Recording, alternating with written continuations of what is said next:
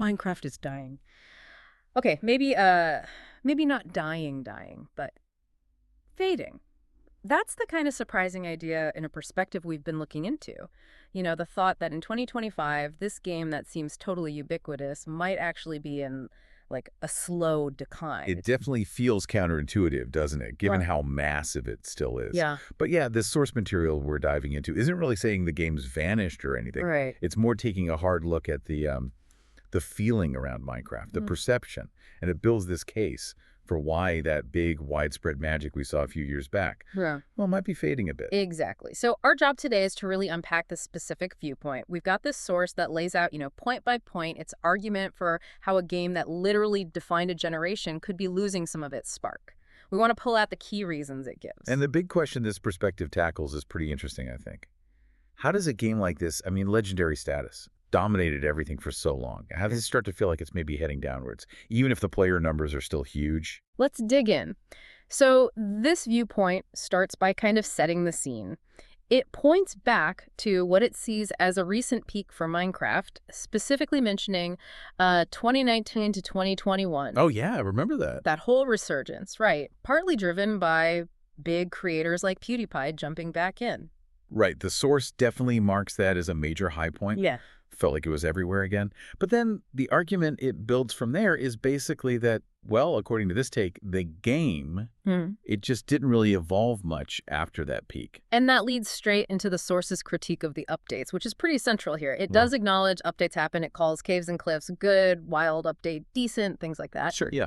But the core claim is they weren't, revolutionary. This view suggests the fundamental game, the actual day-to-day playing experience, didn't change all that much. Mm-hmm. And the result of that perceived lack of change, as this source sees it, is, well, predictability. Hmm. This source suggests players just found themselves doing the same loops, building the same kinds of farms, the usual survival bases, similar Redstone stuff, year after year. Okay.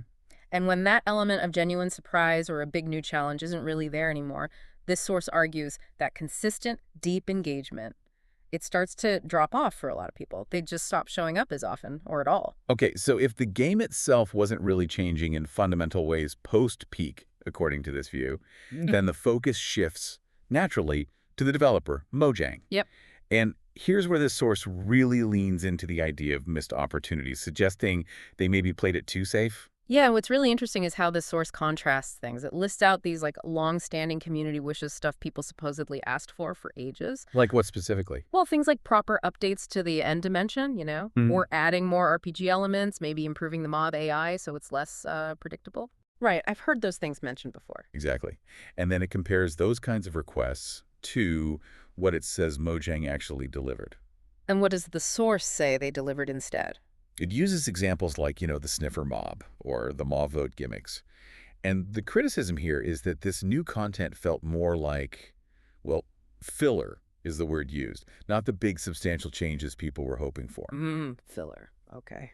And while Mojang is seen, in this view, as being maybe a bit cautious, the source also points outwards. It mentions other games like Terraria or Hytale, which is still unanticipated, and even Roblox. Ah, the competition. Right. Arguing that those games were evolving much faster, adding new mechanics, new loops all the time. So that comparison makes Mojang's perceived inaction seem more stark, at least according to this particular source. And it gets even more pointed, doesn't it? This source claims that even the big annual showcases like Minecraft Live became kind of disappointing. Yeah, that's a strong claim it makes. Yeah. That hyped updates ended up coming out feeling half-baked or watered down, which, if true from this perspective, suggests a potential erosion of trust. Okay, so you've got perceived stagnation and updates, missed opportunities. What else does this source bring up? It mentions the community, right? It does, yeah. And it talks about how the community dynamic has changed, which it says kind of hurts the overall feeling around the game now. How so? What's the argument there? Well, it basically argues that the really vibrant, maybe more unified community from back in the day, it just isn't quite the same anymore. And why is that, according to this source? It throws out a few reasons, things like creator burnout, which is definitely real, Mm-hmm. market saturation, just so much Minecraft content out there, and even, internal community drama sometimes playing a part. And it uses creators as a kind of barometer, right? Yeah. This perspective observes that it seems much harder now for new Minecraft creators to really break through and get noticed. And at the same time, You see quite a few established big-name creators visibly spending more time on other games or moving on entirely. The source suggests the sheer volume, the buzz around Minecraft content on YouTube and Twitch, it's just not what it was at the peak. So what's the takeaway for the player base then, if the creator scene is shifting? Well, the source makes what I think is a pretty nuanced point here. It absolutely said the player count is still huge. Millions of players. Right, it's not empty. Definitely not. But the argument is that the base has become more fragmented, maybe more casual, is that the right word? Meaning that intense, unified passion, the kind that fueled those massive community server projects or incredibly complex Redstone builds that everyone talked about, that kind of loud energy isn't as front and center as it felt maybe 5-6 years ago. It's still happening, but perhaps more dispersed. Okay, so if the internal game development and the community energy aren't providing the same forward thrust, according to this view, what about outside pressures? Competition? Yeah, the source argues pretty strongly that this is a major factor now. Competition has finally really caught up, and in some ways, maybe even surpassed Minecraft. How does it frame that? Right. Minecraft used to be the sandbox game, right? Right. The default. Exactly. But now, this perspective says it's become one of many. Mm-hmm. It specifically brings up games like Valheim, Sons of the Forest, even Fortnite Creative. Right. Different flavors, but similar core ideas. Yeah, offering that similar freedom building, exploring, surviving, but, and this is a key point in the source, often with what it calls modern polish. And polish often means visuals, doesn't it? It definitely includes that. This source is pretty blunt here. It just says Minecraft looks old. Ouch. Yeah, and it frames Mojang's. Well, it calls it a refusal to truly upgrade the engine or visuals. It sees that as a decision that's now catching up to them, especially as these newer, maybe more visually striking alternatives pop up. People say shaders, though. True, and the source acknowledges shaders exist. But it points out that many competitors offer impressive graphics built in. No need for mods, no workarounds. That ease of access matters, it argues. And it's not just the look, is it? The source mentions gameplay things, too. Definitely. It lists stuff that feels dated compared to newer games, like the combat system often called clunky, the UI looking a bit old, and multiplayer, which it says can often be laggy or have issues with hackers. And the sort of concluding point for this section in the source is pretty strong. Eventually, even powerful nostalgia isn't enough to make people overlook these kinds of friction points when smoother alternatives are available. Okay, so it paints a picture of, well, challenges on multiple fronts, but it's really important we stress this next part, right? This source is not saying Minecraft is dead. No, absolutely not. It explicitly pushes back on that idea. It fully acknowledges the millions still playing every month, the massive cultural footprint. It's undeniable. So what is it arguing then, precisely? It's arguing that what we're seeing is a significant shift. That's the word it uses.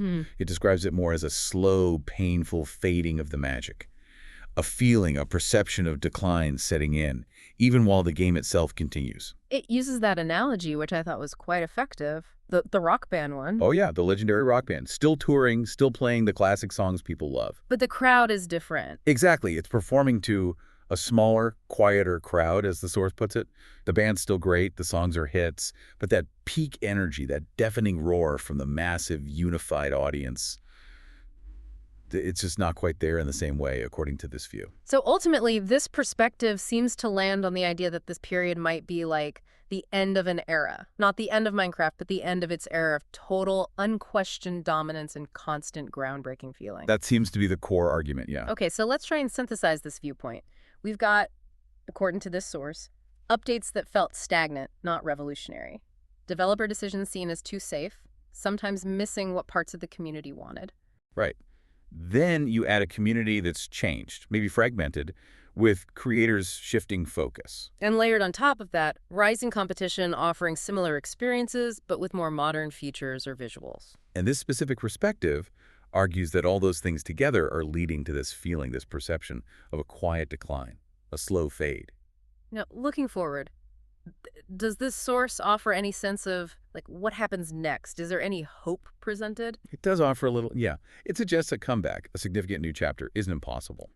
But it puts a big asterisk on it. It is. If, Okay. only if Mojang is willing to take real risks, to genuinely listen to the deeper community desires, not just the surface stuff, and, crucially, to invest in properly modernizing the game's core. Mhm. It does concede, Minecraft has surprised us before. It's reinvented itself. But there's a flip side to that if, isn't there?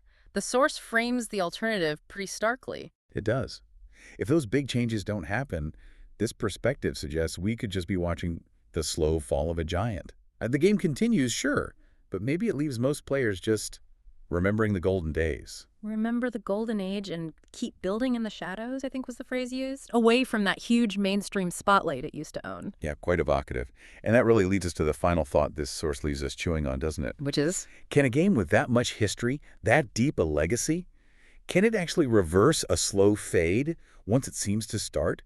Or is this kind of shift just inevitable, part of the life cycle for any massive cultural thing, a giant eventually maybe making way for whatever comes next? And that really brings it back to the listener, doesn't it? What do you think about that core idea from the source? That eventually, even for something as beloved as Minecraft, nostalgia might not be enough.